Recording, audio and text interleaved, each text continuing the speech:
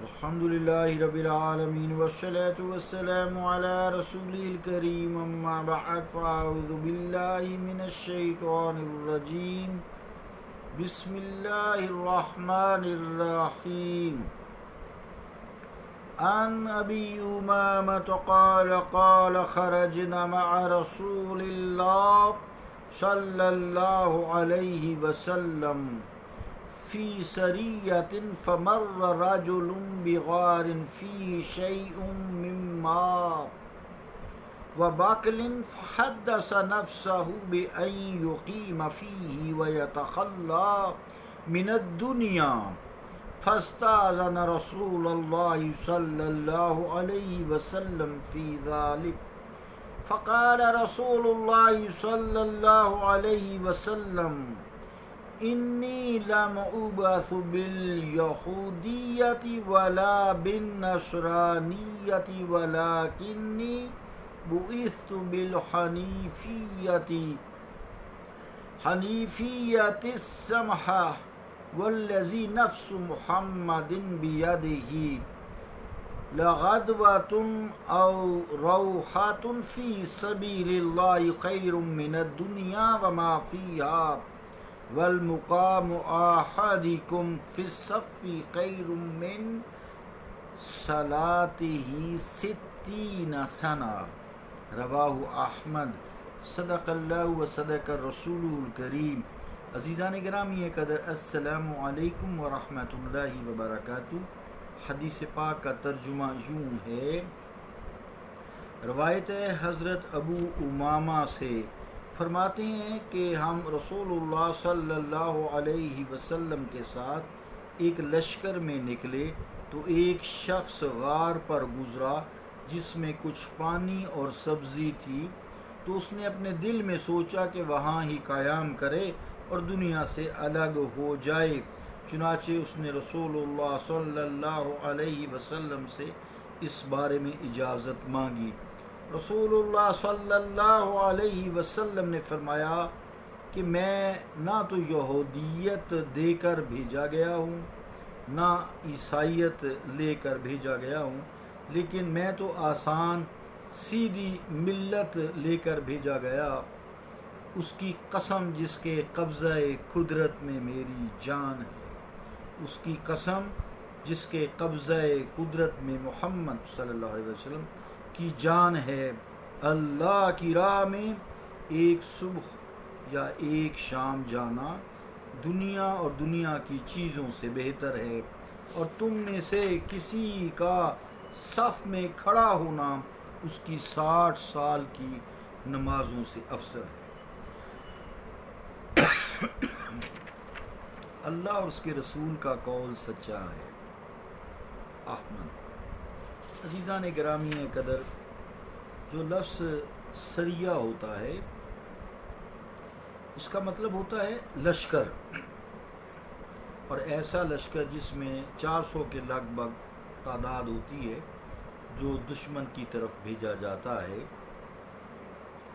محدثین کی اصطلاح میں سریہ اس لشکر کو کہا جاتا ہے جس میں حضور کریم علیہ السلام نے بنفس نفیس شرکت نہ فرمائی ہو، اور غزوہ اسے کہا جاتا ہے جس میں حضور کریم صلی اللہ تعالیٰ علیہ وآلہ وسلم نے بنفس نفیس خود جہاد میں شرکت فرمائی ہو۔ عزیزان گرامی قدر، یہاں یا تو پھر لغوی مراد لشکر ہے، یا آپ الوداع لشکر کو کرنے گئے یعنی سریہ کو، تو راستے میں ایک صحابی نے پانی کا چشمہ دیکھا، اس میں بہتا ہوا تھوڑا سا پانی تھا، 1-2 آدمی کی ضرورت کے لیے کافی ہوگا، اور آس پاس کی زمین کچھ سبزہ اس پانی کی وجہ سے اگا ہوا تھا، تو سوچا کہ یہاں پانی بھی ہے، پینے کو مل جائے گا، سبزہ ہے، سبزی اگا لیں گے، پیداوار ہو جائے گی، 1 آدھ بکری رکھ لیں گے جو خوراک کے کام آئے گی۔ یہ چیز سبزہ اور پانی عرب میں اب تو ماشاءاللہ کافی ہو گئے، اس وقت کے زمانے میں بڑی مشکل سے میسر آتی تھی۔ تو سوچا کہ ابھی جہاد کر لوں، جہاد کے بعد جو ہے میں تارک دنیا ہو جاؤں گا، دنیا کو چھوڑ دوں گا، اس جگہ آ جاؤں گا، قیام کروں گا۔ جذبہ یہ تھا کہ دنیا اور دنیا والوں میں مشغولیت جو ہے یاد الہی کی مشغولیت سے باز رکھتی ہے۔ دنیا میں انسان پھنس جاتا ہے، یاد الہی میں رکھنا آتا ہے، اور کبھی اختلاط کی وجہ سے گناہ بھی سرزد ہو جاتا ہے۔ تو تارک دنیا ہو کر، یعنی دنیا کو چھوڑ کر میں یہ دونوں چیزیں چونکہ نہیں ہوں گی، کوئی دنیا نہیں ہوگی، لڑائی جھگڑا گناہ کی بات نہیں ہوگی، تو یہاں میں اللہ تعالیٰ کی عبادت کروں گا۔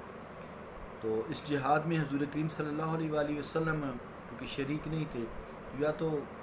پہلے اجازت مانگی، رستے میں پہلے نظر آ گیا، یا بھی میں مدینہ شریف واپس ہوں گا جہاد کر کے تو آپ سے اجازت دوں گا۔ چنانچہ اجازت مانگی تو حضور کریم علیہ السلام نے جواب دیا کہ یہ راہبانہ زندگی، راہبوں جیسی زندگی اور تارک دنیا ہو کر رہنا عیسائیوں اور یہودیوں کے دین میں ہے، ان کو بھی خود ہی انہوں نے اپنایا تھا۔ قرآن کریم یہی کہتا ہے، اسلام میں رہبانیت نہیں ہے، لا رہبانیت فی الاسلام، کہ تم کو اس کی اجازت نہیں ہم دے سکتے، کیونکہ ترک دنیا کرنا بڑا دشوار ہوتا ہے، شاق ہوتا ہے۔ اللہ نے مصطفیٰ کریم کے لیے آسانیاں پیدا فرمائی ہیں، اس کا فائدہ یہ ہے، انسان اگر دنیا کے ساتھ چلتا رہے تو تارک دنیا سے فائدہ ہے دنیا میں، یعنی ہمارا دین جو ہے آسان ہے اور تمام برائیوں سے دور بھی ہے۔ حنیف کہتے ہیں بمانی برائیوں سے ہٹا ہوا، بچا ہوا، کٹا ہوا۔ تو سمحا یعنی آسان، جو حدیث میں لفظ ہے، مطلب یہ ہے کہ اسلام کے احکامات نرم ہیں اور بہت فائدہ مند ہیں۔ تم شہر میں رہو، وہاں تم کو 5 گانہ نماز با جماعت مل جائے گی، جمعہ مل جائے گا، عیدین مل جائیں گی، جہاد مل جائے گا، علماء کرام کی صحبت میں تم بیٹھو گے، اور اس زمانہ میں تمہیں دیدار بھی نصیب ہوتا رہے گا، یہ سب سے افضل ہوگا۔ وہاں گوشہ تنہائی میں رہنے سے تم ان تمام نعمتوں سے محروم ہو جاؤ گے۔ پھر فرمایا کہ جہاد یا حج یا طلب دین کے لیے ایک دفعہ صبح شام کو نکلنا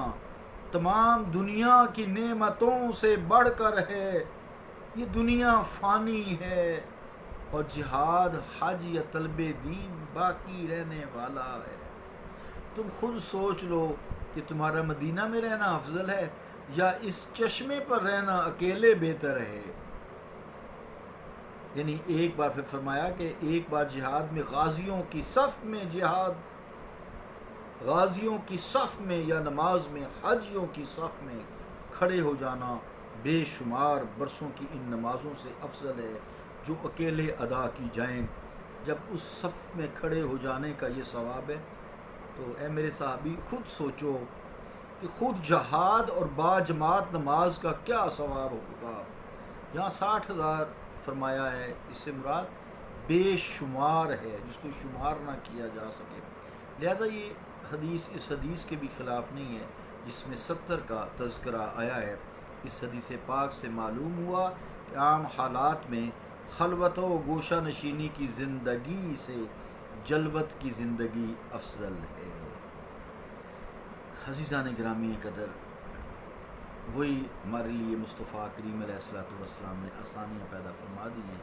جو باقی امتوں میں نہیں تھیں۔ اللہ رب العالمین ہمیں دین کو سمجھنے اور اس پر عمل کرنے کی توفیق عطا فرمائے۔ صلی اللہ تعالی علی رسول خیر خلقہ محمد وعلی آلہ واصحابہ اجمعین برحمتک یا ارحم الراحمین۔